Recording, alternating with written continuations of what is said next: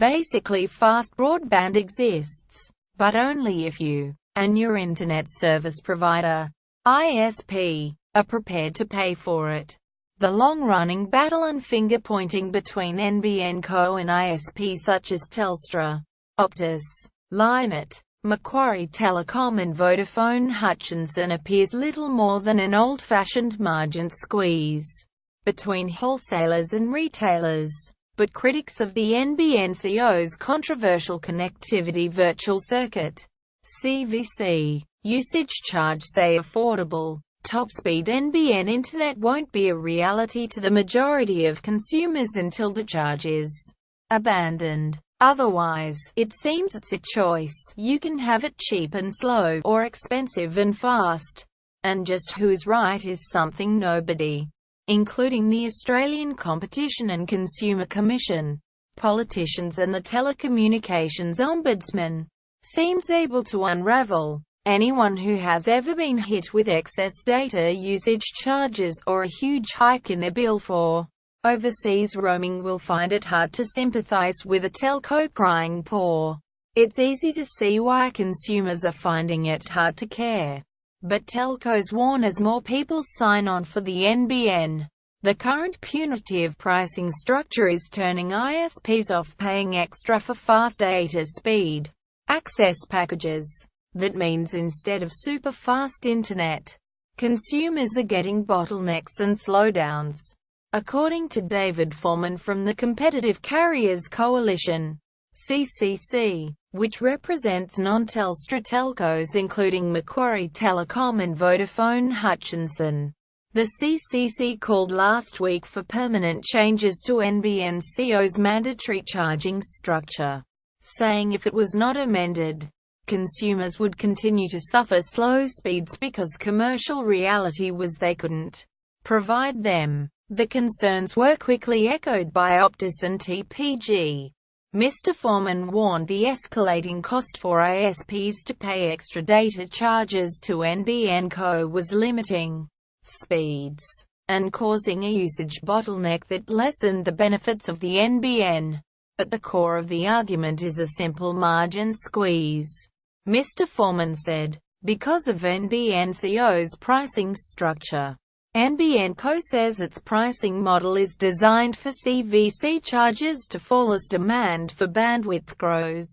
That pricing model includes an access virtual circuit monthly charge, essentially a base charge, as well as the CVC charge, equivalent to a usage fee, which is borne by the retailers.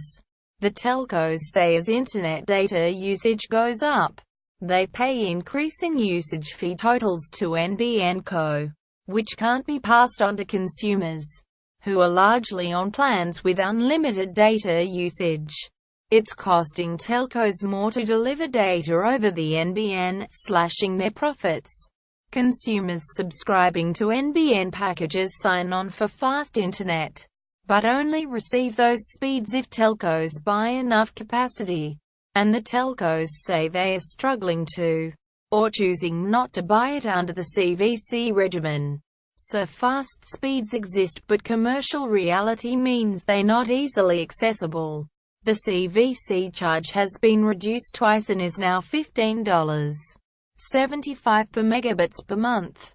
And the telecommunications industry has taken aim at the CVC charge with a concerted effort to have it substantially lowered. Communications Minister Mitch Fifield says NBN Co is acutely aware of the issue, and telcos suspect there will be a slight reduction of CVC charges within weeks. But Mr. Foreman says that won't solve the problem long term. He said while the problem was addressed in increments, the potential for big bottlenecks in download speeds would continue. It could leave retailers unable to provide an acceptable service to end users for a reasonable price.